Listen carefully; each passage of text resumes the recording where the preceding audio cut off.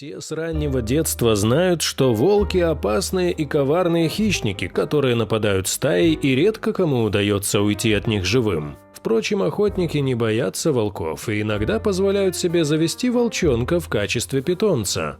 Обычно так поступают, чтобы натаскивать молодых псов или завести волкодава. Судьба лесных хищников, попавших в руки людей, незавидна. Они погибают после того, как выполняют свою задачу. В этот раз что-то пошло не так, и охотник, принесший волчонка домой, пожалел его и даже не посадил в клетку. Возможно, он был тронут тем, как его 7-летний сынишка играл с пушистым комочком, или мужчине просто было некогда заниматься лесным зверьком. Хотя волчонок рос в доме и с виду был похож на щенка обычной дворняги, дикие искры в глазах выдавали в нем будущего опасного хищника. Обычного лесного волчка нельзя приручить, сколько ни старайся, поэтому он был просто игрушкой до тех пор, пока не стал опасен. Несмотря на дикий нрав, зверек полюбился мальчику, и сорванец был готов даже хорошо учиться, лишь бы побольше времени проводить со своим питомцем. К тому же наличие настоящего, хоть и маленького волка прибавляло ему важности в глазах остальных мальчишек.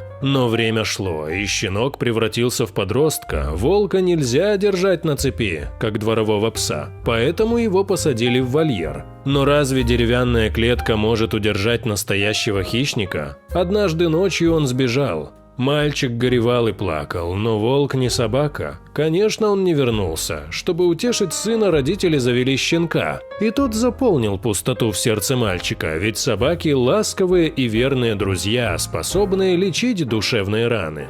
Так прошло несколько лет. Милый мальчик тоже превратился в нескладного подростка, который любил допоздна бегать на улице. Очередная зима выдалась холодной и голодной. Появились слухи, что к домам стали выходить волки. К сожалению, это была правда. Однажды поздно вечером сын охотника возвращался домой и увидел в темноте горящие глаза. Деревенские собаки попрятались в страхе, а мальчика начали окружать серые хищники. Целая стая вышла из леса, чтобы поохотиться на беззащитную добычу.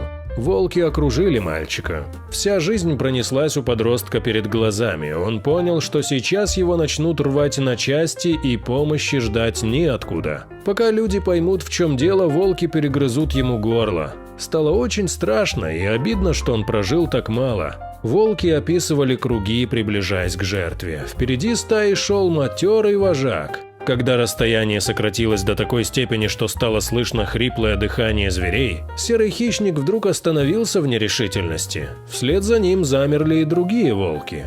Вожак стоял неподвижно и осторожно принюхивался к мальчику. Внезапно он едва заметно вильнул хвостом, развернулся спиной к жертве и, издав повелительный рык, заспешил к лесу. Стая отправилась вслед за ним. Когда мальчик пришел в себя, он осознал, что только что чудом избежал смерти, а причиной такого неожиданного поведения было то, что выросший волчонок узнал своего маленького друга и не посмел его обидеть. Эта невероятная история доказывает, что для настоящей верности не существует времени и расстояния, даже если ее обладатель – опасный хищник.